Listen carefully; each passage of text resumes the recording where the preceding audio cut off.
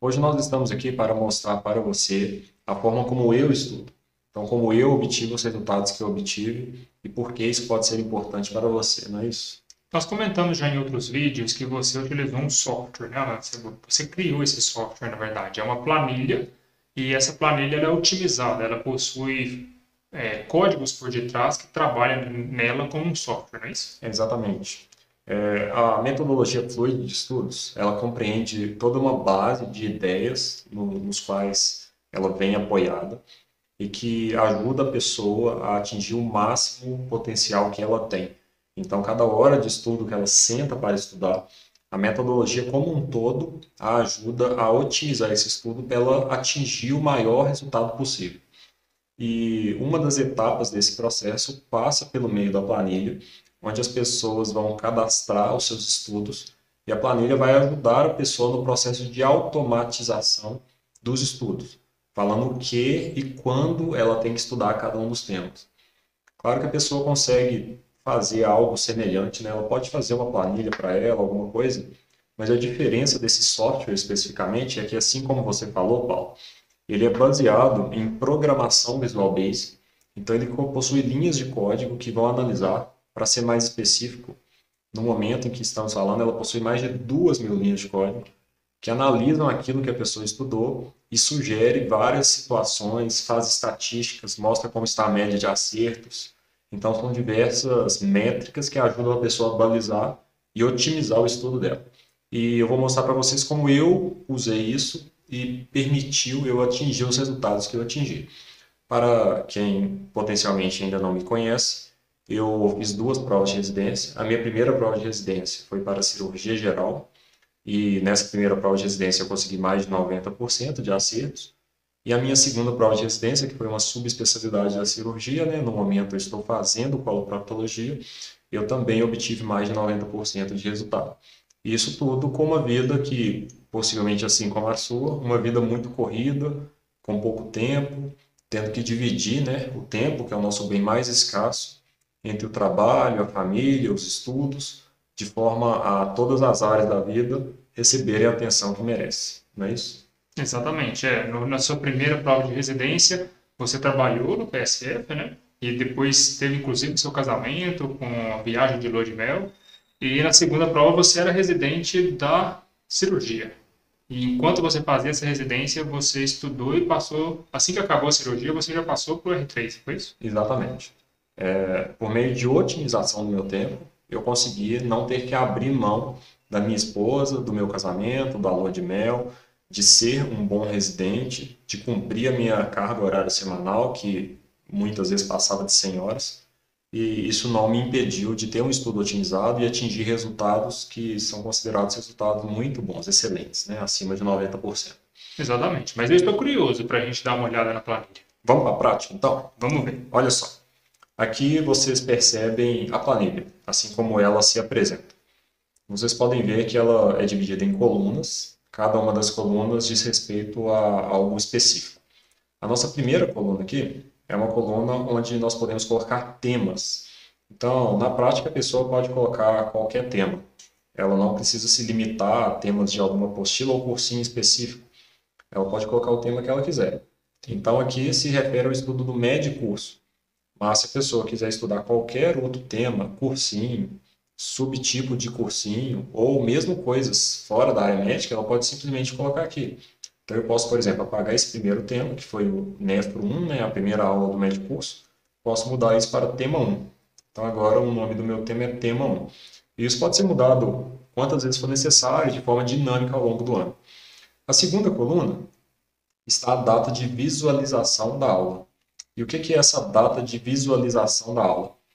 É o seguinte, para o estudo ser eficaz, antes da gente de fato ir fazer questões, nós temos que ter uma base teórica sobre o estudo. Essa base teórica pode se dar de várias maneiras. Eu recomendo a pessoa assistir a aula de alguns dos cursinhos já existentes. Por quê? Todas as informações da aula estão amplamente disponíveis em livros textos, na internet, em vários tipos de manuais. Entretanto, o cursinho, o papel do cursinho é pegar esse material todo e condensar numa apostila que te economiza tempo de ter que ir atrás de todas essas informações. E se nós estamos falando de pessoas que estão no último ano da faculdade de medicina ou no quinto ano, de médicos recém-formados, de residentes, são todas pessoas em que o tempo é um bem muito escasso. Então, eu julgo que vale muito a pena fazer um cursinho para obter esse conteúdo, obter essa aula teórica e obter também a fonte de questões. Eu, particularmente, fiz o médico curso para entrada na entrada direta e fiz o médico curso também para entrada no R3. Então, no caso, o médico curso de cirurgia geral. Eu acho que foi muito válido e vocês vão perceber que a ideia da planilha é ser complementar ao cursinho. Não é algo que vai substituir, é algo que vai pegar todo aquele conteúdo do cursinho e vai otimizar para você poder extrair o máximo dele ao longo do ano, né, Paulo? Exatamente. Você comentou que essa planilha, ela, caso você, por exemplo, vamos supor que a gente fique uma semana sem estudar. Você ficar uma semana sem estudar, a planilha, ela corrige isso para você. Ela joga os exercícios de acordo com aquela uma semana que você não fez. A ideia é que a pessoa vai colocar as datas que ela fez cada uma das coisas, e a cada momento que ela abrir a sua planilha e atualizar mesmo, ela automaticamente já vai comparar a data do dia atual com as datas em que foram realizados os estudos, visualização da aula e tudo mais, e ela vai te dizer o que é a sua prioridade, o que você tem que fazer e quanto você tem que fazer. Então veja aqui, por exemplo, nós estudamos essa aula, o tema 1, no dia 9 do 1. Perceba que depois desse estudo da aula, a minha primeira realização de exercícios foi no dia 1º de fevereiro. Então passaram-se aqui mais de 3 semanas. Isso é baseado num princípio, não é isso, Paulo? O princípio do Space Repetition. O Space Repetition a gente já explicou em outros vídeos, porém, rapidamente, é aquele método em que você espaça suas revisões e você repete os seus exercícios dentro daquela mesma matéria e dessa forma isso te ajuda a criar a memória de longo prazo. Então, extremamente importante para a realidade da residência, uma vez que uma coisa que você estudou no dia 9 de janeiro, você vai precisar saber lá no dia da sua prova, que normalmente é no final do ano. Isso mesmo. Aquela pessoa que simplesmente estudou essa matéria no dia 9 de janeiro e fez todas as suas questões logo em seguida, ela certamente vai aprender essa matéria naquele momento. Mas a curva de esquecimento fatalmente vai atuar sobre ela e no dia da prova, em novembro ou dezembro, ela já vai ter esquecido mais de 90% daquilo. Então perceba que a minha primeira revisão foi no dia 1 do 2, a minha segunda revisão foi no dia 3 do 3. Então eu vi essa matéria no mês de janeiro, no mês de fevereiro e no mês de março. Eu não anotei aqui a minha revisão final para a prova de residência. Eu tirei uma semana de férias logo antes da prova, e nessa uma semana de férias eu revisei todos os temas com as questões mais importantes. Isso é um dos tópicos, né, do nosso curso. A gente fala das questões que a gente chama de questões vencedoras. É aquela questão que você deve salvar ela, que ela tem algum conceito-chave que te ajuda a acertar facilmente alguma questão que depende de saber uma informação específica. Então eu fiz isso para todos os temas e isso me ajudou a ganhar no mínimo 5 questões no dia da prova. Isso é algo que está dentro do método Fluid, né? Já que o nosso objetivo é otimizar o seu tempo para você acertar o máximo de questões possível e ter o máximo de resultado. Então, indo aqui para o nosso segundo tema, a gente pode ver que a aula foi no mesmo dia, mas eu iniciei fazendo questões do tema 1 e depois eu fui fazer as questões de cirurgia 1, que são as apostilas de trauma, e fiz uma boa quantidade dessas questões. Perceba que quando eu anoto aqui as questões da minha primeira revisão, ele mostra aqui a minha porcentagem de acertos. Então perceba que a minha porcentagem de acertos aqui, nessa primeira revisão, no caso da apostila de trauma, foi de 80%. Na minha segunda revisão foi de 85%. Faz sentido isso, Paulo? Eu ficar quase um mês sem estudar a matéria e quando eu vou fazer uma segunda revisão eu acertar mais questões? Se a gente for parar para pensar, é muito interessante, né? E isso acontece porque, apesar de eu ter esquecido uma parte desses temas, eu certamente fixei-me naqueles temas que eu errei na minha primeira revisão. Como eu fiz muitas questões, e as questões tendem a se repetir, aquela questão que você erra, você começa, depois de um tempo, a não errar mais. Você já começa a saber o que vai ser cobrado e você otimiza o seu tempo de forma a melhorar a sua performance. E perceba que no dia da prova do médico curso, caíram questões de trauma e eu acertei todas. Interessante que até essa data da sua segunda revisão, ou seja, no mês de março, você já tinha feito centenas de outras questões de outras matérias, tanto de primeira vez quanto na segunda revisão. E isso também te ajuda um pouco na experiência de como fazer questões, né? Você fica mais sábio, talvez, você tem mais insights, e aí você consegue uma porcentagem maior de acerto por ter uma melhor estratégia também. Com certeza. A técnica de como fazer questões, de como os resultados são cobrados, é uma pedra angular do estudo para residência, né? E isso também está incluído no método Fluid. Como fazer a questão, como encarar cada questão, qual a estratégia de acerto de cada questão. E quanto mais questões você faz, maior a sua chance de acertar. Veja que até eu começar a segunda revisão, que foi de fato em março, eu já havia feito aqui, ó, uma primeira revisão de vários temas, né? Então eu já tinha estudado vários temas. Isso certamente já me dá alguma experiência, né? Já tinha feito mais de 1.000 questões, né? Certamente. Então, veja uma coisa interessante. Quando nós vamos olhar aqui as porcentagens de acerto, nós temos algumas setinhas que indicam como foi a minha performance nesses temas. Por que que algumas estão para cima e verde, outras estão mais na diagonal e amarela? O que que está levando qual que é a métrica que elas estão considerando para ficar de determinada forma? Essa é uma excelente pergunta. Dos pilares do método Fluid é que aquilo que você está indo bem, você tem que saber isso e possivelmente você não precisa dedicar tanto tempo para essa área que você já está indo bem. Enquanto aquilo que você não está indo muito bem, você tem que saber isso também, você tem que ter esse diagnóstico e com esse diagnóstico você tem que estudar mais essa matéria. Então veja aqui, por exemplo, nessa apostila de Nefro 3, eu fiz 23 questões na minha primeira revisão, acertei 15, o que dá uma média de acerto de 65%. Essa média de acerto de 65%, você pode ver que está bem abaixo aqui das minhas outras médias de acerto. Eu intensifiquei um pouco o meu estudo dentro dessa área e na minha segunda revisão eu já acertei 82%. Então eu fiz mais questões, veja bem, eu havia feito 23 na minha primeira revisão, fiz 45 na minha segunda e acertei muito mais. Então eu identifiquei uma deficiência e corrigi prontamente. E isso me permitiu, no dia da prova, qualquer questão que caia de NEF 3, eu estaria preparado para acertá-la. E de onde que vem a métrica? Por que essas setinhas? Aí vem uma questão muito interessante da planilha, que é a possibilidade de eu entrar aqui nas configurações e por meio das configurações eu consigo colocar uma meta de intensidade de estudo em porcentagem. Se eu me colocar aqui, vamos supor que eu quero tirar uma meta de estudo de 70%. Então isso quer dizer que na prova de residência a minha meta é tirar 70% da prova. Isso quer dizer que eu posso ter um estudo mais relaxado do que alguém que quer tirar, por exemplo, 90%. A pessoa que estuda 90%, que quer tirar 90%, se ela faz uma apostila de questões e acerta 70%, isso é um sinal vermelho muito grande para ela. Enquanto que aquela que tem uma meta de 70% de acerto, se ela fez uma apostila e tirou 75%, ela está indo muito bem. Então vamos supor que eu coloque aqui 70% de acerto como minha meta. Vamos voltar lá. Então veja que se nós colocarmos uma meta de acerto de 70%, para essa meta de 70%, as minhas notas foram excelentes, né? Eu fiquei no verde escuro em quase tudo.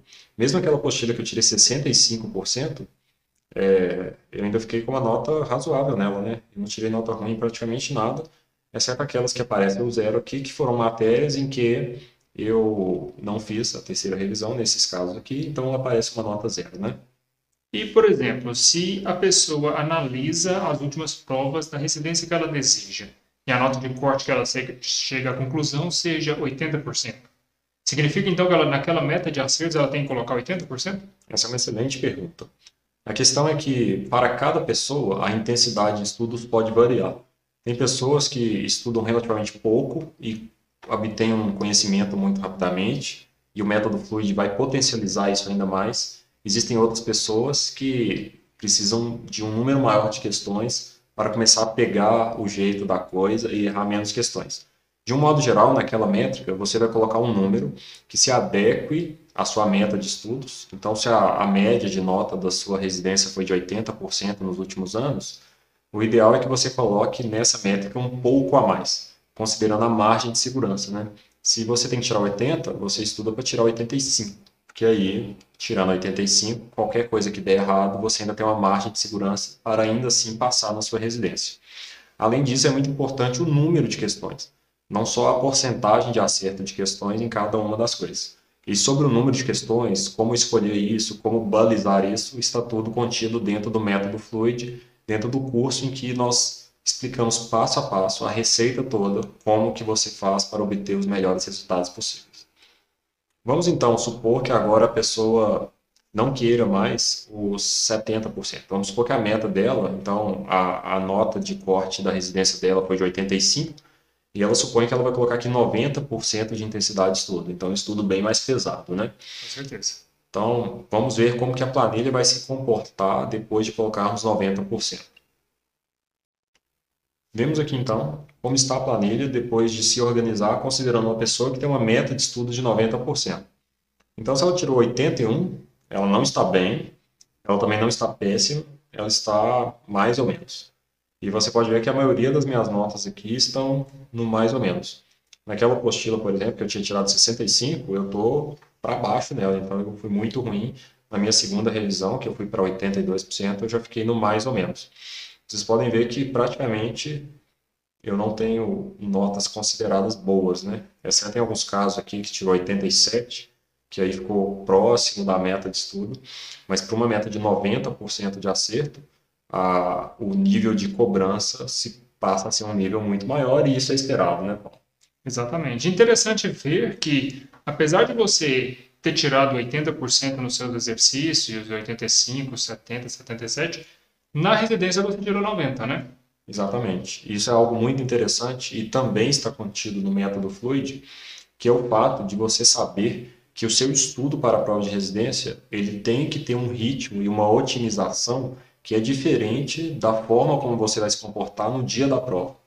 Então, no dia da prova, a minha meta e a minha missão ali é extrair daquela prova o máximo possível de nota que eu consigo.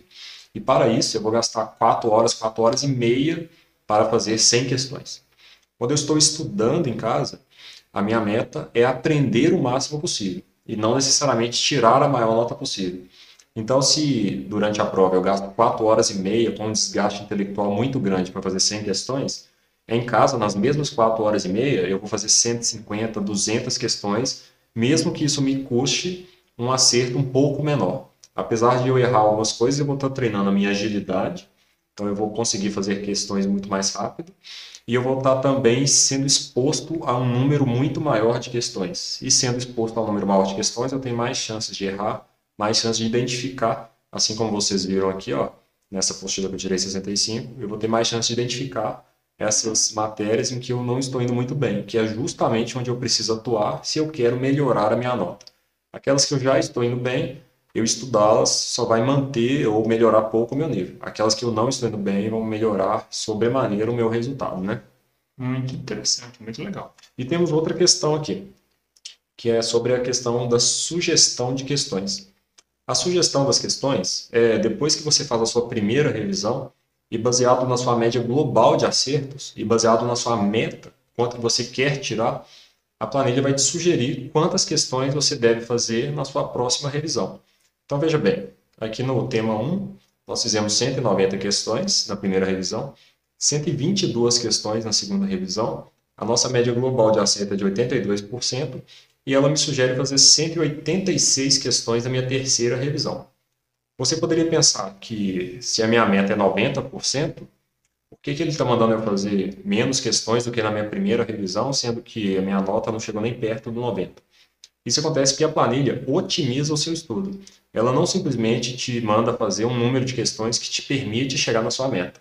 Ela considera dentro do seu global de acertos e dentro dos seus acertos nesse tema específico.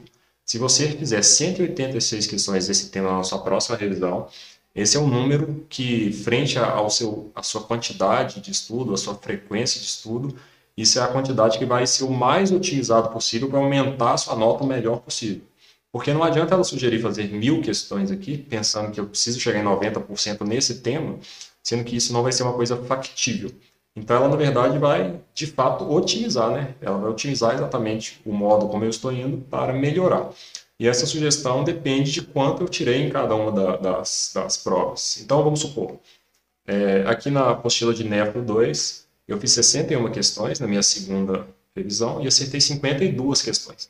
A minha média de acerto foi de 85%. Ele me sugere fazer 63 questões na minha próxima revisão. Vamos supor que eu tivesse sido muito melhor aqui, que de 61 questões eu tivesse acertado 60 questões. Você vai ver que na sugestão de questões ele já caiu para 48%. 48 questões. Por quê? ele vê que se eu acertei 98% das questões da minha segunda revisão e foi uma quantidade razoável de exercícios, não faz sentido eu fazer uma grande quantidade de questões na minha terceira revisão, porque esse tempo vai estar melhor alocado em outras matérias. E a ideia da planilha é justamente essa, de falar o que você deve estudar, você vai aprender em que você tem que focar. Se, por outro lado, ao invés de 61 questões, eu tivesse acertado 60, se eu tivesse, por exemplo, acertado 20 questões, ele vai ver que eu fui muito mal nessa matéria e que eu preciso, de fato, estudar muito ela, porque se cair uma questão dessa matéria, eu possivelmente vou errar essa questão. Então, vamos supor aqui, ó, de 61 questões, vamos supor que eu tenha acertado 20. Então, ele já vai sugerir eu fazer 156 questões da próxima vez. Por quê? Ele está percebendo que eu estou muito ruim nessa matéria. Eu tirei 32% de acerto nela. Então, eu tenho que me esforçar e fazer muito mais questões porque eu preciso aprender essa matéria.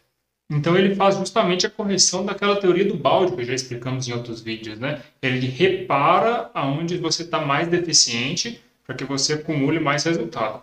Porque a planilha ela é inteligente e ela já entendeu que você ganhar um ponto em cima de 90% é muito mais difícil do que você ganhar um ponto em cima de 32%. Sim. Então ela já sugere fazer mais questões naqueles temas que eu estou mais deficiente. É a teoria do balde, né? O balde ele carrega a água até onde vai a lateral mais baixa dele, né? Se o balde tem algumas partes dele cuja lateral é muito alta, coloca a figurinha aqui pra gente, Vou Paulo. colocar a figura. E outras partes do balde a lateral é muito baixa, a água que ele carrega se limita pela parte mais baixa. Então, se a gente quer carregar mais água, se a gente quer ter mais resultado, a gente precisa melhorar aquilo que a gente não é bom. E isso a planilha é uma ferramenta essencial, né? Então, vamos voltar aqui. Se eu não me engano, eu tinha acertado 56 questões, não é isso? 52 questões. Ok. Então, vamos seguindo. Podemos ver que temos vários temas aqui, né? Todos os temas do médio curso. E aqui é os dias e as quantidades reais de questões que eu fiz. Então, vocês podem ver as questões que eu fiz terceira revisão aqui, a minha média global de notas. E temos aqui também os meus estudos a partir da metade do ano. Vocês podem ver que a partir aqui do mês de julho, eu praticamente não fiz mais segundas revisões. E por que isso aconteceu? A partir de julho, eu comecei a preparar para o meu casamento. Então, eu casei logo no início de setembro. Então, o mês de agosto, final de julho, foi praticamente uma preparação para o casamento. Ainda assim, eu fiz a primeira revisão de vários temas. Não fiz a primeira revisão com poucas questões. Você pode ver que são uma quantidade expressiva de questões. Uma quantidade bem maior do que vem impressa nas apostilas do Medcurso, né? Então, por exemplo, na apostila de Preventiva 4, eu fiz 611 questões na minha primeira revisão. E ainda fiz uma segunda revisão com 275 questões, uma média global de acerto de 79%. O interessante é que preventiva é uma matéria do Medcurso que tem poucas apostilas. E aí, se você for fazer só as questões da apostila, você fica longe ainda desse número, né? Muito longe. Então, o meu concorrente no dia da prova, possivelmente tinha feito 60 questões de preventiva, que é a quantidade de questões que vinham impressas na apostila. Enquanto que vocês podem ver que desse tema aqui eu fiz quase 1000 questões. Como que a gente sabe quantas questões fazer de cada uma delas? Bem, isso é algo que vai depender da sua meta, da sua intensidade de estudos. Para você saber quanto você tem que fazer na sua segunda revisão, vai depender da sua intensidade de estudos. Então, a planilha vai te dar a sugestão de quanto você vai fazer. E na sua primeira revisão de estudos, existem técnicas que nós podemos usar e que é ensinado na metodologia Fluid, que ensina a pessoa quantas questões ela vai fazer de cada apostila, considerando a realidade da pessoa. Então, a gente precisou criar um curso para explicar isso, porque é muito conteúdo e simplesmente aqui a gente não consegue passar tudo de uma vez, né? Exatamente, interessante. Então, seguindo aqui, a gente pode ver que a sugestão, além de contemplar como tem sido sua nota em cada uma das coisas, ela também contempla qual que é a sua meta de estudos. Então, veja, por exemplo, aqui nós estamos considerando uma meta de intensidade de estudos de 90%. A sugestão de questões para trauma 1 e 2 na minha terceira revisão aqui, seriam de 382 questões. Vamos supor que a gente mude essa meta de intensidade. 75, talvez, Paulo? 75%. Vamos ver quanto que ele sugere. Então, vamos supor 75% de intensidade de estudo nesse momento. Então, veja aqui que interessante. Agora, nós estamos considerando a planilha com uma meta de intensidade de estudo de 75%. Veja que a terceira revisão, ele colocou que nem é necessário. Por quê? Ele viu que a minha média global de acertos foi de 82, que eu fiz uma quantidade muito expressiva já de questões e que se eu precisar alocar meu tempo em alguma coisa, não seria ideal eu alocar o meu tempo fazendo uma terceira revisão. Se mesmo assim eu quisesse fazer uma terceira revisão, a minha meta agora não seria mais fazer 382 questões, assim como aquela pessoa que tem uma meta de intensidade de 90% deveria fazer. Se eu quisesse fazer uma terceira revisão, mesmo com a planilha não sugerindo a terceira revisão, eu faria somente 73 questões, considerando uma meta de intensidade de estudos de 75%. Muito interessante, né? Muito legal ela organizar isso para você e você não ter a preocupação de tentar você mesmo calcular isso, que eu acho que ao longo do ano, com o volume de matéria que você tem que estudar, o número de questões que você tem que fazer, se torna praticamente impossível você fazer esses cálculos dessa forma tão otimizada. E tão rápido, né? Assim como você está vendo aqui. Veja que se eu quisesse de fato estudar agora, se a gente tivesse uma situação real, eu não faria nenhuma dessas terceiras revisões, eu iria fazer revisões aqui. Por exemplo, nessa matéria de gasto 2, onde a minha média global de acertos foi de 72%. Aqui sim eu deveria investir tempo. Inclusive, essa é uma dúvida. Esses verdinhos ali tem ok, não necessário. Essa coluna aí, então quando está verdinho, ele está te mostrando que você deve fazer a revisão, né, no caso. A verdade, a pessoa mesma escolhe isso. Então, se a gente volta aqui nas nossas configurações, a gente vai notar que a pessoa escolhe as cores que ela quer usar para cada um dos significados. Então, se você não quer fazer, por exemplo, como está configurado aqui, se você não quer fazer as questões, se está no momento de aguardar, a cor que eu defini para aguarde é vermelho. A cor para faça agora eu defini como amarelo.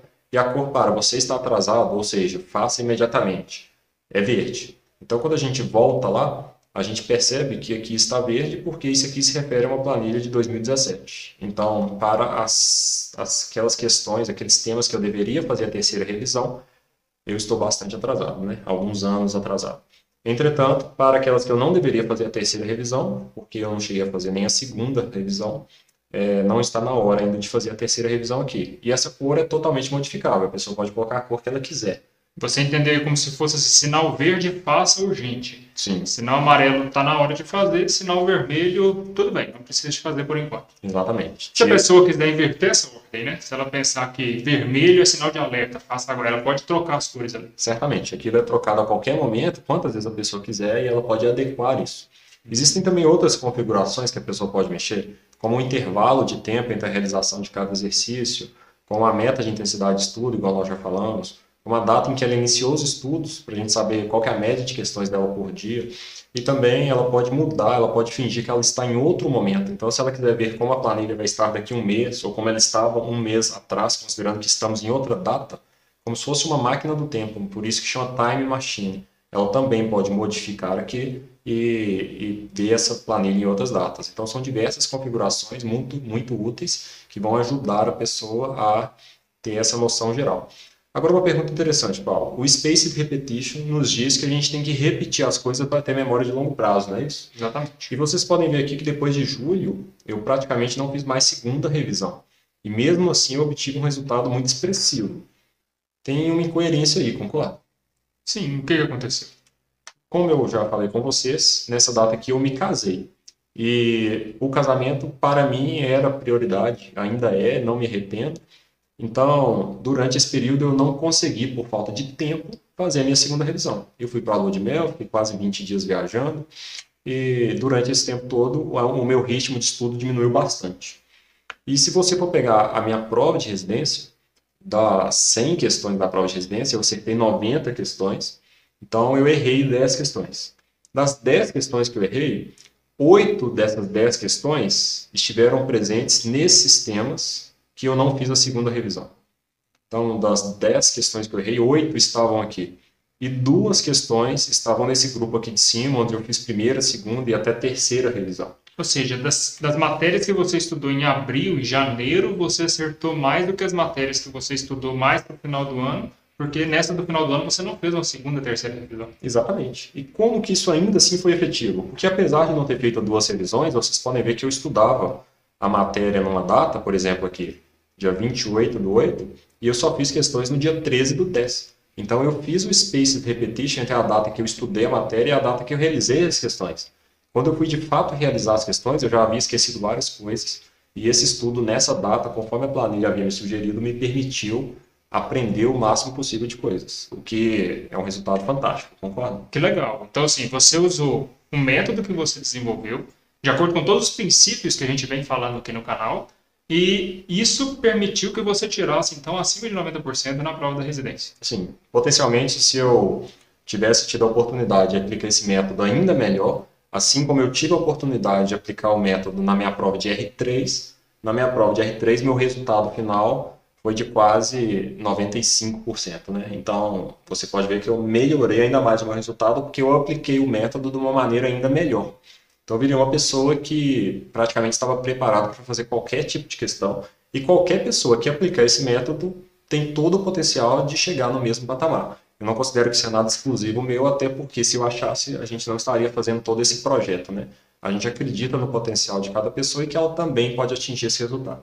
E, como você falou, né, usando a ferramenta certa, a coisa fica tão mais lógica e mais fácil, né, mais claro da gente visualizar. Que eu imagino sem isso daqui, sem conhecer isso daqui, se você no universo de questões, no universo de matéria que existe, você tentar de alguma forma imaginar isso daqui, ou então tentar controlar com planners, com uma planilha que não seja automatizada, que não seja programada, você tentar fazer isso de modo manual. Aí se torna praticamente impossível, né? Na prática, a coisa dá certo enquanto você ainda não precisou atrasar. Se você faz uma planilha manual ou uma organização manual e você fica 1 ou 2 semanas sem estudar e as coisas começam a fazer o efeito bola de neve, aí a coisa fica toda confusa, a pessoa desmotiva e para de estudar.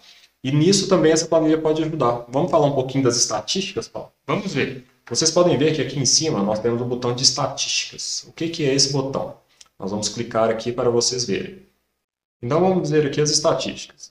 Lembrando que a nossa meta de intensidade de estudos lá nas configurações está em 75%. Então nós temos aqui que o total de questões que eu realizei foram de quase 18 mil, o total de acertos foram de 14 mil e alguns quebrados. Eu fiquei devendo 1.300 questões, que são aquelas questões que eu não fiz a segunda revisão, ele calculou que eu deveria fazer mais ou menos isso. E minha média de questões por dia foi de 13 questões, considerando a data de hoje. Mas na época da prova, a minha média de questões foi em 75 questões por dia. Então, entre o dia 1 de fevereiro e o dia da prova, que foi final de novembro, a minha média de questões por dia ficaram em 75 questões por dia.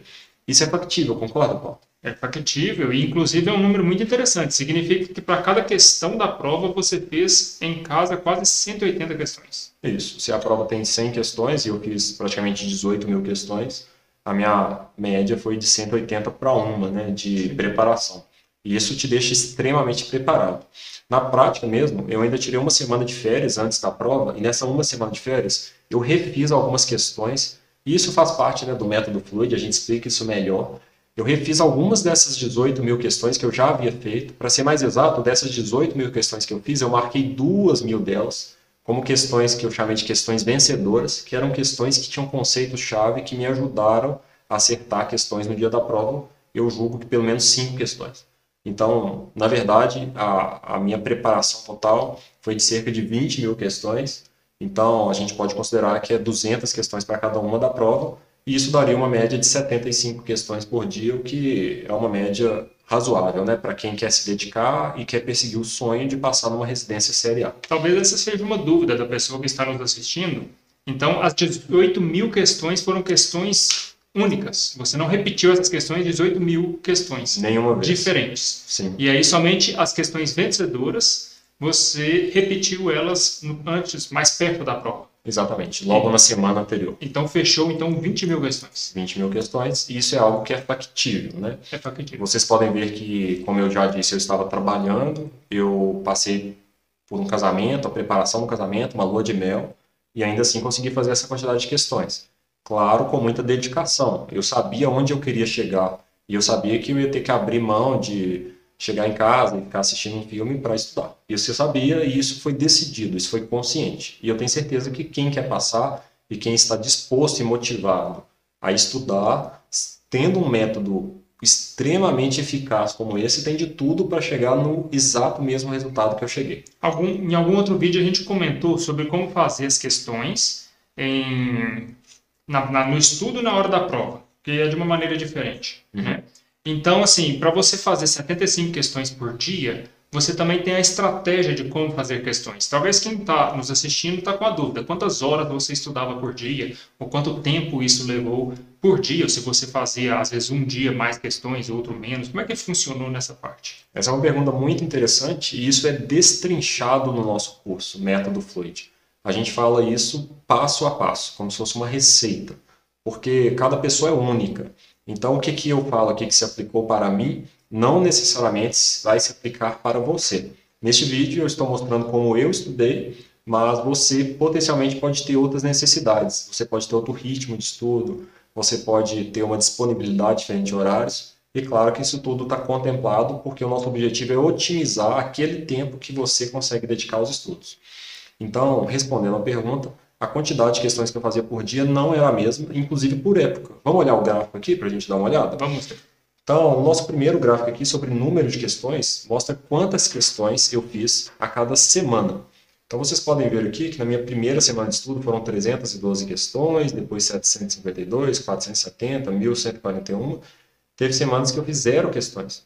Tiveram 5 semanas seguidas que eu fiz zero questões. O que foi essas 5 semanas aqui, Tom? O seu casamento, né? Pois é, na semana antes do casamento eu simplesmente não conseguia fazer questões. No casamento também não. E na lua de mel também não. Então, vocês podem ver que eu fiz praticamente nada de questões aqui no mês de setembro e final de agosto, né? Então, foram 5 semanas sem estudar.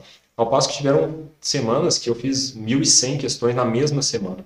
Então, a nossa vida, de um modo geral, é impossível a gente planejar para fazer uma média de 75 questões por dia e todos os dias você conseguir fazer 75 questões estritamente. Porque para fazer isso você tem que abrir mão de um monte de coisa. Vai ter aquele dia que você vai visitar seus pais, você vai visitar seus avós, você vai passar um tempo com seu parceiro, com sua parceira, você vai sair com seus amigos e nesse dia você vai fazer zero questões. E para isso funcionar, vai ter dia que você vai fazer 200 questões. Então a coisa é uma coisa que tem que ser bem dividida e tem que ser dinâmica. Porque se não for dinâmica, assim como foi o meu estudo, você começa motivado, faz um planejamento e assim que as coisas começam a se atrasar e fazer o efeito bola de neve, você se perde e desmotiva e acaba não atingindo os resultados. Ou seja, no começo você não colocou 75 questões por dia como meta. Porque se você coloca essa meta, quando você atinge 75 questões, você acha que você já fez a sua obrigação para aquele dia, mas o que vai acontecer é que na maioria dos dias você não vai conseguir fazer 75 questões, isso vai causar o efeito bola de neve e você vai acabar ficando frustrado, é isso? Sim, então vai ter dias que você vai fazer mais, vai ter dias que você vai fazer menos. O que importa é a média e o total que você fez. Não um dia ou uma semana em específico. Porque se assim fosse, eu não teria chegado no resultado que eu cheguei, vocês podem ver que foi muito diverso, né? E interessante é que o pessoal vai ter isso aqui em tempo real, né, Paulo? Eles vão poder fazer as questões e à medida que eles forem fazendo, eles saberem se eles estão ficando mais motivados e fazendo mais questões, ou se eles desmotivaram e a tendência deles está sendo de quebra. Isso vai sendo visto ao longo do ano todo. E isso, para mim, é um motivador muito grande. Quando eu abri aqui o meu gráfico e via a grande quantidade de questões que eu fiz aquela semana, isso me dava um orgulho e me dava força para continuar indo à frente, né? E sempre se superando. Então, se nessa questão nessa semana você fez 300, então quem sabe semana que vem você faz 350 e por aí você consegue ir aumentando e, enfim, chegar nessa média, né? Sim, é exatamente isso. Podemos ver aqui no gráfico da direita que esse gráfico já não é mais de número de questões, que ele já é um gráfico de porcentagem de acertos. Então vocês podem ver que na maioria do tempo eu acertei aqui entre 70% e 85%, né? Entre 75% e 85%. Algumas semanas eu tive um rendimento melhor, outras semanas eu tive um rendimento pior. Isso vai depender, é claro, de qual apostila eu estou estudando naquela semana em específico. Então, aqui eu consigo ter uma tendência da minha média de nota ao longo do tempo. Isso também pode te ajudar. Se você está começando com uma média ruim e está melhorando ao longo do tempo, isso é algo que vai te motivar. Se acontecer o contrário, você começou bem e está começando a piorar, você tem que fazer diagnósticos. E é isso que o nosso curso e o nosso método vai te ajudar a fazer. Você tem que saber onde você está errando para você poder melhorar. Além disso, temos, claro, proposta de acompanhamento, lives, tudo mais, para manter o pessoal aquecido e permitir, né, atingir esses resultados todos.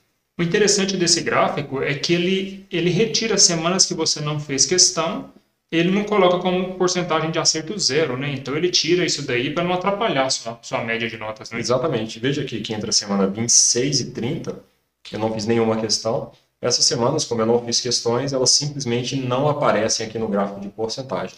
a programação, né? Como eu disse para você, essa programação Visual Basic, que é extremamente poderosa, ela já contempla todas essas variáveis e te permite ver só as informações que importam, que é algo que se você for fazer manualmente, além de gastar muito tempo, potencialmente pode não ter a mesma qualidade, né? A última questão aqui das estatísticas de respeito à porcentagem de acertos. Como a nossa meta de intensidade está configurada como 75%, você pode ver que o meu global de acertos foi de 79%, sendo que na primeira revisão foi 79%, na segunda 79% e na terceira 78,9%. Então foi bem parecido entre cada uma das minhas Você revisões. se manteve, né, numa média uma média de acertos mais ou menos igual. Sim, o que acontece com a maioria das pessoas é que elas fazem a primeira revisão colado no estudo da parte teórica e ali elas acertam talvez até mais do que eu acertei. 90%, 85%. Porque elas acabaram de ver a teoria e acabaram de fazer as questões logo em seguida. Só que depois elas não revisam mais. Então, ao longo do tempo, elas vão esquecendo e elas só descobrem que elas esqueceram essa matéria no dia da prova, que é quando ela faz a questão de uma coisa que ela já estudou, que algum dia ela já soube e erra.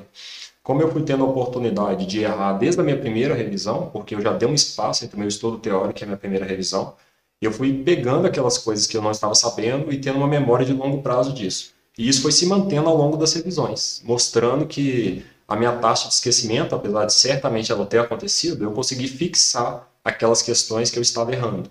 E isso, ao longo do tempo, certamente culmina em eu chegar na minha quarta ou quinta revisão, que seria a prova de fato, com uma memória muito boa de cada um dos temas, concorda? Exatamente, é por isso que às vezes você, no final de uma prova, você conversa com dois candidatos diferentes e para um deles a prova foi o que ela deveria ser mesmo, ou seja, normal, não fácil, porém dentro de uma realidade, e para outra pessoa a prova foi impossível, foi super difícil, várias questões ela não tinha nem noção. Ela não tinha nem noção, provavelmente não porque ela não tinha visto aquele conteúdo, mas é porque ela tinha esquecido aquele conteúdo por não ter aplicado o método Fluid, né? E isso é natural, né? É impossível o nosso cérebro guardar todas as informações. A gente tem que mostrar para ele que a informação é importante, fazer isso de forma repetida, que isso vai se guardar, especialmente aquelas questões que nós não estamos indo bem, que é um dos diferenciais da planilha. Voltando lá na nossa página inicial, a gente tem uma noção exata daquelas matérias em que nós não estamos indo tão bem e a planilha já vai te sugerir quantas questões fazer dessa matéria em específico na sua próxima revisão, considerando a sua média global de acertos, a sua meta de intensidade de estudos, a sua média de acertos naquele tema em específico. Então isso é uma coisa muito poderosa, né? É uma coisa que tem um potencial de alavancar o seu estudo de uma maneira extraordinária. Muito interessante, ela é muito legal essa planilha que você criou. Então, fechando esse vídeo, espero que você tenha gostado, que você tenha tido interesse em entender realmente. E se você seguiu até aqui, eu tenho certeza que você entendeu. Nos siga nas nossas redes sociais para que você não perca os nossos conteúdos, as nossas atualizações, os nossos cursos e você possa também aplicar o método Fluid e atingir os melhores resultados possíveis para você. Não é isso, Paulo? Exatamente. E se você tem alguma dúvida, deixe nos comentários. Não deixe de mandar esse vídeo para um amigo, para um familiar que esteja também nesse processo de estudo para residência, porque com certeza, conhecendo essas ideias, isso vai ajudar. Se você tem alguma sugestão ou algo que potencialmente possa não ter sido bem explicado, deixe por favor aqui nos comentários, porque certamente faremos novas versões que vão te ajudar a extrair o máximo possível do nosso método e esperamos ver vocês em breve. Muito obrigado. Seja fluido você também e até o próximo vídeo. Até a próxima.